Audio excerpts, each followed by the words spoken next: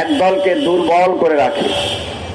এগুলো ফেরাউনদের চরিত্র, যুগে যুগে ছিল। আমাদের ফ্যাসিস্ট ফেরাউন, লেডি ফেরাউনেরও ছিল। সেই মুহূর্তে আল্লাহ সুবহানাহু ওয়া তাআলা দল মত নির্বিশেষে স্কুল, কলেজ, মাদ্রাসা, কওমি, আলিয়া, এমনকি ইংলিশ মিডিয়াম মাদ্রাসা স্কুলগুলোর ছাত্র পর্যন্ত রাস্তায় বেরিয়ে এসেছিল এই ফ্যাসিস্ট হাসিনাকে এদেশ থেকে তাড়ানোর জন্য। আপনারা জানেন হোসেন আহমদ মাদানী রহমাতুল্লাহি আলাইহি ইংরেজদের বিরুদ্ধে এক জায়গায় ভাষণ দিতে গিয়ে বলেছিলেন, আমি শুনেছি এই সাদা কুকুরের দল ঘোষণা করেছে তাদের বিরুদ্ধে যে বক্তব্য দিবে তাকে গুলি করা হবে, আমি মাদানী হাজির হয়েছি, করো গুলি। এই বলে তিনি শেরওয়ানির বুতাম ছিঁড়ে দিয়েছিলেন, করো গুলি বলে যে হুঙ্কার দিয়েছিলেন। সে সময় ইংরেজদের বন্দুকগুলো হাত থেকে সব ঝরঝর করে পড়ে গিয়েছিল।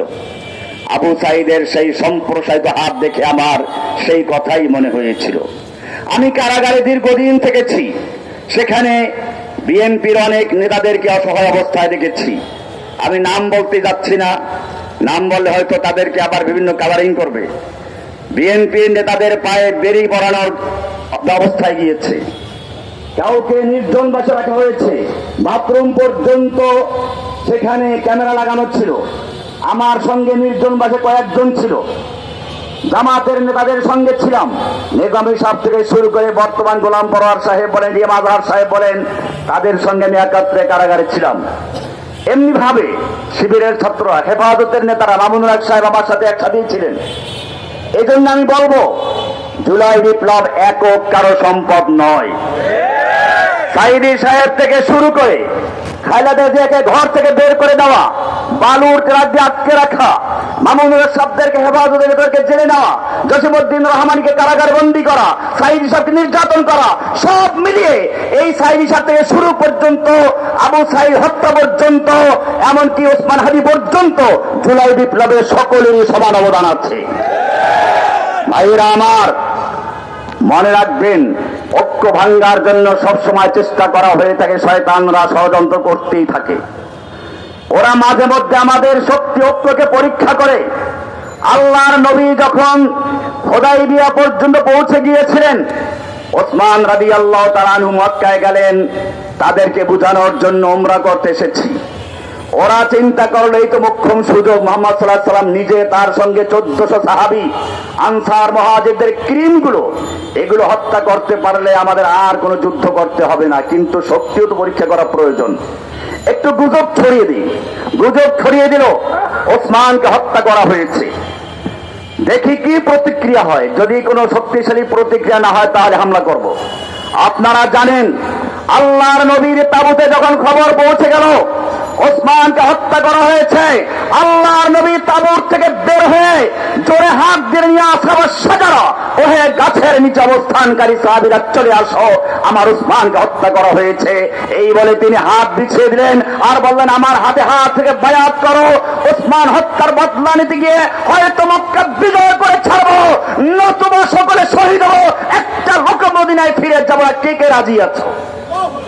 1400 সাহাবায়ে কেরাম সকলেই পর্যায়ক্রমে আল্লাহর নবীর হাতে হাত রেখে বায়াত করলেন।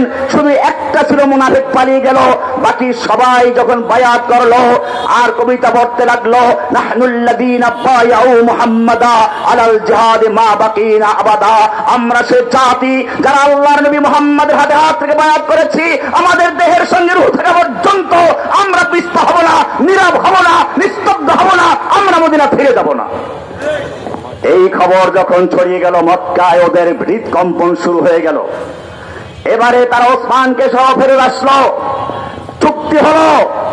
শুধু এই খবর মক্কা পর্যন্ত নয়, জসিমউদ্দিন রহমানী বলে থাকে এই খবর 7 আসমান ভেদ করে, লৌহ কলম ভেদ করে আল্লাহর আরশ পর্যন্ত পৌঁছে গিয়েছিল।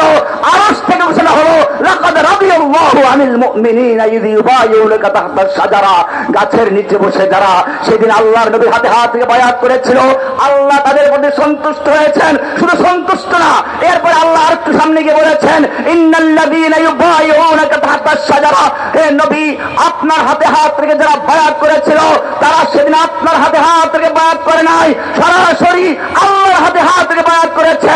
ইয়াদুল্লাহি ফাওকা আইদিহিম, তাদের হাতের উপরে স্বয়ং আল্লাহর হাত ছিল। আমি কেন এই ঘটনা বললাম?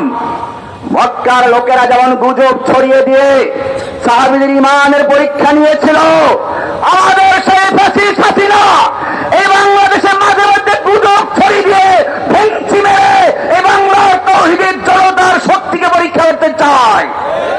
ও আমার জাতি, আমরা কি হাসিনার ফ্যাসিস্ট হাসিনার সেই কুচক্রী লোকদের খপ্পরে পড়ে নিজেরা পরস্পরে মারামারি করব, হানাহানি করব, বিচ্ছিন্ন হব, নাকি ঐক্যবদ্ধ হয়ে এক ইমামের নেতৃত্বে, এক নেতার নেতৃত্বে বাংলাদেশের স্বাধীনতা, সার্বভৌমত্ব, ইসলামকে রক্ষা করার জন্য ঐক্যবদ্ধ হয়ে সেই সাহাবীদের মতো ঐক্যবদ্ধ হতে পারবেন ইনশাআল্লাহ?